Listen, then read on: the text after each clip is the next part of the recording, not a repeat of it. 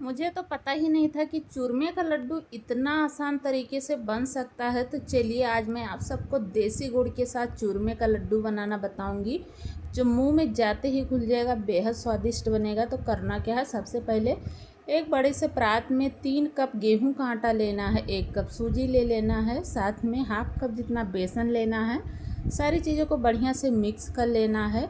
उसके बाद अब यहाँ पर हम मेल्टेड घी लेंगे। वैसे भी गर्मी इतना ज़्यादा पड़ रहा कि घी को मेल्ट करने की ज़रूरत ही नहीं है। तो यहाँ पर 5 से 6 चम्मच या 7 चम्मच जितना घी डाल देंगे और हाथों से बढ़िया से मिक्स करेंगे। इस तरीके से मुट्ठी बंधने तक हमें मिक्स कर लेना। ध्यान रहे बहुत ज़्यादा घी नहीं डालना है, ये हल्की मुट्ठी बंधने लगे इतना ही घी डालना है।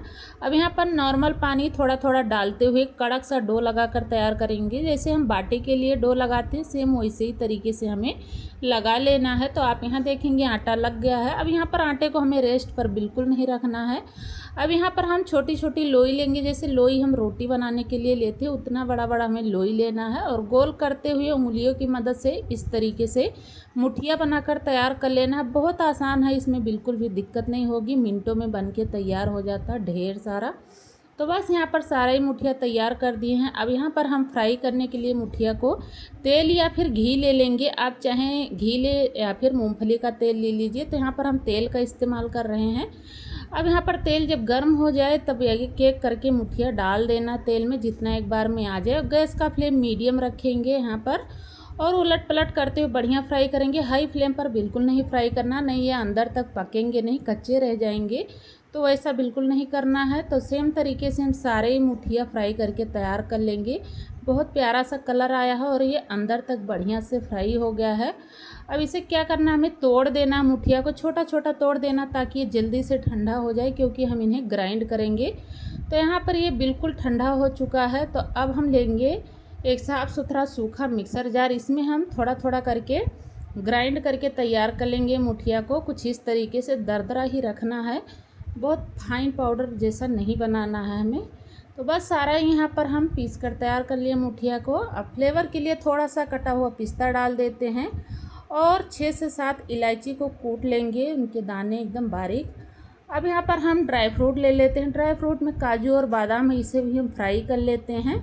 यहाँ पर अपने पसंद के ड्राई फ्रूट जो लेना चाहते हैं आप ले सकते हैं। काजू बादाम जब ठंडा हो जाए उसे दरदरा सा कूट लेंगे और इलायची पाउडर चूरमा में मिक्स कर दिए। इधर हम गुड़ मेल्ट कर लेते हैं लड्डू बनाने के लिए। तो 3 कप जितना गुड़ लिए हैं, ये देसी वाला गुड़ है।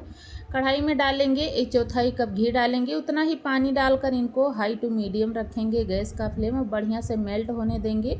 ध्यान रहे बहुत ज़्यादा हमें गुड़ को मतलब कलर नहीं चेंज करना है, क्योंकि इनका कलर पहले से ही कुछ इस तरीके से है। तो ये गांव का एकदम शुद्ध गुड़ है, एकदम साफ़ सुथरा, से छानने की बिल्कुल भी ज़रूरत नहीं है। तो इसी में हम डाल देते हैं खसखस के दाने। 3 चम्मच जितना खसखस के दाने हैं, जो चूरमा के लड्डू में ऑप्शनल है, तो ज़रूर से डालें। अगर नहीं आपके पास तो स्किप भी कर सकते हैं।